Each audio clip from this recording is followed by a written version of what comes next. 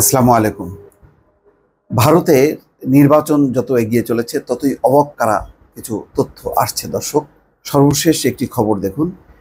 Train বন্ধ করায় vote দিতে পারলেন না আসামের বিপুল সংখ্যক বাঙালি মুসলমান। তার মানে ভারতের গণতন্ত্র এবং নির্বাচন এখন কোন পর্যায়ে ঠেকেছে বুঝতে পারছেন।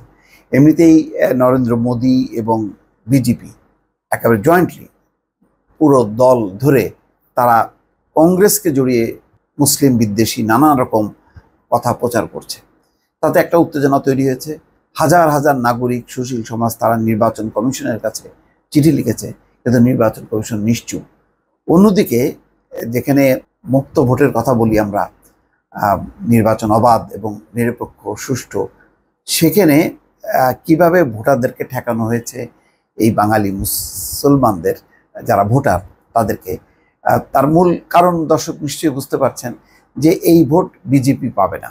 বিজেপি পাবে না বলে তাদেরকে বাধাগ্রস্ত করেছে এবং তারা ট্রেন চলাচল বন্ধ করে দিয়েছে কেন্দ্রের নির্দেশে। তার মানে পুরো রাষ্ট্র এখন বিজেপিকে ভোটে আনার কাজে ব্যবহার হচ্ছে, তার একটা বড় প্রমাণ।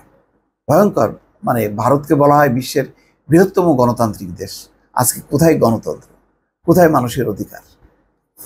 এখানে কলকাতা থেকে শুভজিৎ বাগচি লিখছেন যে বাংলাদেশ লাগোয়া উত্তর পূর্ব ভারতের আসাম রাজ্যের বরাক উপত্যকার 3টি জেলা করিমগঞ্জ, হাইলাকান্দি এবং কাছাড়ে মুসলমান সম্প্রদায় সংখ্যাগরিষ্ঠ। এই ভোট ভারতীয় জনতা পার্টির পাওয়ার বিশেষ কোনো সম্ভাবনা নেই। আর সেই কারণেই আজ শুক্রবার দ্বিতীয় দফায় তারা যাতে ভোট দিতে না পারে সেজন্য ভারতীয় রেল একাধিক ট্রেন বাতিল করেছে বলে অভিযোগ উঠেছে। জানা যায় গোটা বরাক উপত্যকায় মুসলমান জনসংখ্যা 51%, এর মধ্যে করিমগঞ্জে 60, হাইলাকান্দিতে 56 এবং কাছাড়ে 37%। এই পরিসংখ্যান 2011 সালের আদমশুমারির হিসাব অনুসারে। বরাক উপত্যকায় বর্তমানে মুসলমান জনসংখ্যা আরও অনেকটাই বেশি বলে ধারণা করা হয়। আসামের নাগরিক সমাজের একাংশ এবং অন্যতম গুরুত্বপূর্ণ বিরোধী দল মুসলমান প্রধান all India United Democratic front অভিযোগ করেছে ভারতের লোকসভা নির্বাচনের দ্বিতীয় দফায় ভোট দিতে দেশের বিভিন্ন প্রান্ত থেকে মূলত মুসলমান পরিযায়ী শ্রমিক বরাক উপত্যকায় নিজেদের বাড়িতে পৌঁছানোর চেষ্টা করছেন, কিন্তু ভারতীয় রেল কর্তৃপক্ষ একাধিক ট্রেন বাতিল করে তাদের আটকানোর চেষ্টা করছে যাতে তারা ভোট দিতে না পারে।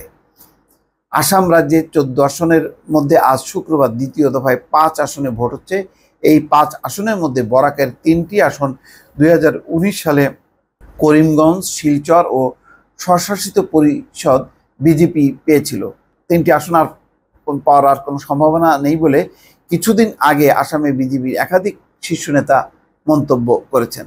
তার মানে যতই মানে বিজেপি শাসনে যারা আসছে তখন তারা বুঝে যাচ্ছে এরা কি পরিমাণ সাম্প্রদায়িক। আসামের সাংবাদিক রকিবুজ্জামান সামাজিক মাধ্যমে জানিয়েছেন বিরাট সংখ্যক ভোটার যারা প্রধানত মুসলমান তারা করিমগঞ্জে ভোট দিতে যাচ্ছিলেন। সন্ধ্যার মধ্যে 6টি ট্রেন বাতিল করা হয়েছে। অন্তত 5 থেকে 10,000 মানুষ আর এগোতে পারছে না। ট্রেন বাতিলের কারণে তারা আর ভোট দিতে পারবেন না। যেসব ট্রেন বাতিল করা হয়েছে তার মধ্যে আছে Agartala Guwahati special, Guwahati Silchar express, Sealdah Agartala Kanchenjunga express, Firozpur Agartala এবং কুরাল মুম্বাই আগরতলা এক্সপ্রেস। শিলাচর এবং আগরতলা যাওয়ার আরও 7টি ট্রেন টার্মিনেট বা স্থায়ীভাবে স্থগিত করা হয়েছে। এছাড়া দক্ষিণ ভারত থেকে শিলচর ও আগরতলায় যাওয়ার আরও 2টি ট্রেন এবং গুয়াহাটি শিলচর এক্সপ্রেসের সময় পরিবর্তন করা হয়েছে। ট্রেন বাতিলের এই ঘটনায় অন্যতম প্রধান বিরোধী দল AIUDF নিন্দা জানিয়েছে। দলটির এক মুখপাত্র বলেছেন তাদের বিরাট সংখ্যক ভোটার আসতে পারছেন না। এই বিরাট সংখ্যক ভোট আটকে আসামে গণতন্ত্রকে গলা টিপে মারছে বিজেপি। তবে আটকে থাকা ভোটারদের তাদের জেলায় এনে ভোট দেওয়ার ব্যবস্থা কিন্তু বিরোধী দল কংগ্রেস এবং AIUDF এখনো চালিয়ে যাচ্ছে বলে জানিয়েছেন সাংবাদিক রকিবুজ্জামান। অবশ্য ভারতীয় রেল কর্তৃপক্ষ বলেছে ট্রেন বাতিল ও স্থগিতের নির্দিষ্ট কারণ রয়েছে।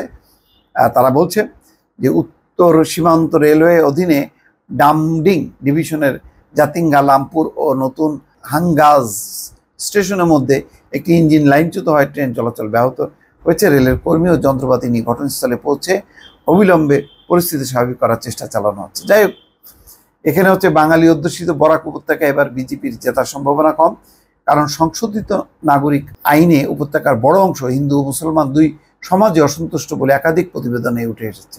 দিন কয়েক আগে খোদ রাজ্যের মুখ্যমন্ত্রী হিমন্ত বিশ্ব শর্মাই বলেছেন এখনো মাত্র একজন সংশোধিত আইনের আওতায় নাগরিকত্বের জন্য আবেদন করেছেন।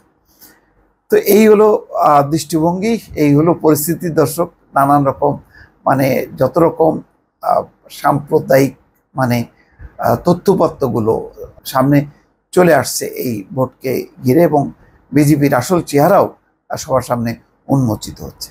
দর্শক ভালো থাকবেন, আল্লাহ হাফেজ।